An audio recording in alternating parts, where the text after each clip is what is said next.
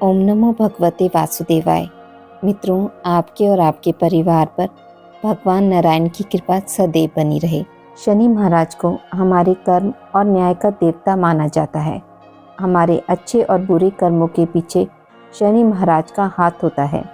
शनि देव का रंग श्याम वर्ण है। हमारे अच्छे या बुरे कर्मों पर शनि देव का नियंत्रण होने से शनि देव की महत्ता बढ़ जाती है। यदि शनि कुंडली में उत्तम अवस्था में है तो इंसान को बहुत कम समय में बड़ी सफलता दिलाता है। आज हम भगवान शनिदेव की 2 कथाओं का श्रवण करेंगे। चलिए शुरू करते हैं। पौराणिक कथा अनुसार लंकापति रावण ने अपनी अपार शक्ति से न केवल देवताओं का राज्य छीन लिया बल्कि उसने सभी ग्रहों को भी कैद कर लिया था। जब रावण की पत्नी मंदोदरी गर्भ से थी तब रावण की यह इच्छा थी कि उसका होने वाला पुत्र ऐसे ग्रह नक्षत्रों में जन्म ले जिससे कि वह महापराक्रमी, कुशल योद्धा और तेजस्वी बने। वह चाहता था कि उसका पुत्र दीर्घायु हो और कोई भी देवी देवता उसके प्राण न हर सके। समस्त ग्रह रावण के प्रकोप से भयभीत रहते थे, लेकिन एकमात्र शनिदेव ही ऐसे थे जो रावण से जरा भी नहीं डरते थे। मेघनाद के जन्म के समय रावण ने सभी ग्रहों को शुभ और सर्वश्रेष्ठ स्थिति में रहने का आदेश दिया। उस समय शनिदेव के अलावा अन्य सभी ग्रह रावण की इच्छा अनुसार स्थिति में आ गए थे। रावण जानता था कि शनिदेव आयु की रक्षा करते हैं, लेकिन यह भी जानता था कि आसानी से तो शनिदेव उसकी बात मानकर शुभ स्थिति में विराजित नहीं होंगे। अतः रावण ने अपने बल का प्रयोग करते हुए शनिदेव को भी ऐसी स्थिति में रखा जिससे उसके होने वाले पुत्र की आयु वृद्धि हो सके। शनि तो न्याय के देवता हैं, इसलिए रावण की मनचाही स्थिति में रहते हुए भी मेघनाद के जन्म के दौरान उन्होंने अपनी दृष्टि वक्री कर ली, जिसकी वजह से मेघनाद अल्पायु हो गया। शनिदेव की इस हरकत से रावण क्रोधित हो गया और क्रोध के आवेग में उसने अपनी गदा से शनिदेव के पैर पर प्रहार किया। तभी से शनिदेव लंगड़ाकर चलते हैं। दूसरी कथा। एक बार एक ब्राह्मण के सपने में नीली घोड़ी पर नीले कपड़े पहने एक आदमी दिखता है और कहता है, ब्राह्मण देवता, मैं तेरे लगूंगा। यह सपना उसे रोज रात को दिखता था। वह परेशान हो गया और दुबला होने लगा। उसकी पत्नी ने कहा, मैं आपको अच्छा खिलाती हूँ, अच्छा पिलाती हूँ, पर आप दुबले क्यों होते जा रहे हैं। ब्राह्मण ने अपना सपना ब्राह्मणी को बताया। तब ब्राह्मणी, वे अवश्य ही महाराज होंगे, अब की दिखे तो कहना, पर 1.25 पहर से ज़्यादा का मत लगो। उस दिन जब सपना आया तो ब्राह्मण ने कहा, अच्छा लग जाओ, पर कितना लगोगे। 7.5 वर्ष का लगूंगा। ब्राह्मण ने कहा, क्षमा करो शनि जी, इतना भारी तो मुझसे झेला नहीं जाएगा। तब शनिदेव बोले, अच्छा 5 वर्ष का लग जाऊंगा। तब ब्राह्मण ने कहा, शनि जी मेरे लिए ज़्यादा है। तब शनि जी बोले, 2.5 साल का लग जाऊंगा। ब्राह्मण ने फिर मना किया। तब शनि जी बोले, 1.25 पहर का लगूंगा ही, इतना तो कोड़ी कालंगी मंगता भिकारी जाता हूँ। तब ब्राह्मण ने कहा, ठीक है। उसे 1.25 पहर की शनि की दशा लग गई। ब्राह्मण ने नींद से उठकर अपनी पत्नी से कहा, मेरी 1.25 पहर की शनि की दशा लगी है, सो मैं जंगल में जाकर समय बिताऊंगा। मेरे खाने पीने का सामान बांध दो और मेरे पीछे से लड़ना मत। घर में बैठी रहना, बच्चों को भी जाने देना, और इस 1.25 पहर में कोई गाली भी दे तो सुनकर रह जाना। ऐसा कहकर ब्राह्मण घर से चला गया। जंगल में ब्राह्मण एक पीपल के पेड़ के नीचे बैठ गया और हनुमान जी का पाठ करने लगा। 1 पहर बीत गया तो ब्राह्मण ने सोचा, बाकी का समय तो रास्ते में ही बीत जाएगा, सो वह वहाँ से चल दिया। रास्ते में सब्जी की बाड़ी में बड़े बड़े कद्दू लगे थे। माली से एक खरीद लिया और आगे चला। रास्ते में शनि जी एक ब्राह्मण का वेश बनाकर मिले और पूछा, तेरे पास क्या है। तब ब्राह्मण ने कहा, मेरे पास कद्दू है। तब शनि देव ने कहा, दिखाओ। जब ब्राह्मण ने चादर खोली तो देखा कि उसमें तो राजकुमार की खून से भरी मुंडी है। शनि जी ब्राह्मण को राजा के पास ले गए और कहा,